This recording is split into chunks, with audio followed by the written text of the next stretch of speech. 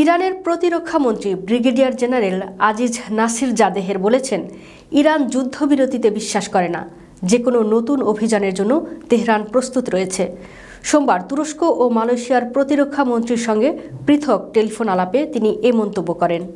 তুরস্কের প্রতিরক্ষা মন্ত্রী নাসির জাদেহ বলেন, ইসলামী প্রজাতন্ত্র এই অঞ্চলে যুদ্ধ এবং নিরাপত্তাহীনতা ছড়িয়ে দিতে চায় না, তবে এটি আক্রমণকারীদের যে কোনো অভিযানের বিরুদ্ধে দৃঢ় এবং নিষ্ঠুর প্রতিক্রিয়া জানাতে প্রস্তুত।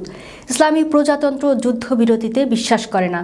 তুর্কি প্রতিরক্ষা মন্ত্রী ইয়াসার গুলার তার পক্ষ থেকে যুদ্ধবিরতিতে সন্তুষ্টি প্রকাশ করে বলেন, আমরা বিশ্বাস করি পারমাণবিক ইস্যু নিয়ে একটি যুক্তিসঙ্গত চুক্তিতে সম্পন্ন হওয়া উচিত, যা ইরান এবং এ অঞ্চলের জন্য উপকারী।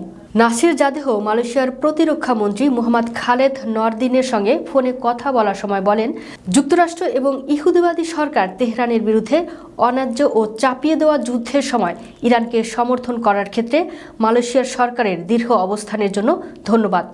মালয়েশিয়ার প্রতিরক্ষা মন্ত্রী তার পক্ষ থেকে বলেন, ইরান মালয়েশিয়ার একটি বন্ধুত্বপূর্ণ এবং নির্ভরযোগ্য দেশ। আমরা যুদ্ধের জন্য ইসরায়েলকে দোষারোপ করি, তাই আমরা শুরু থেকে এই আক্রমণের তীব্র নিন্দা জানাই। চাপিয়ে দেওয়া যুদ্ধে ইরানের সশস্ত্র বাহিনী এবং জনগণের ঐক্য ও সাহসের জন্য তাদের কর্মক্ষমতার প্রশংসাও করেন মালয়েশিয়ার প্রতিরক্ষা মন্ত্রী।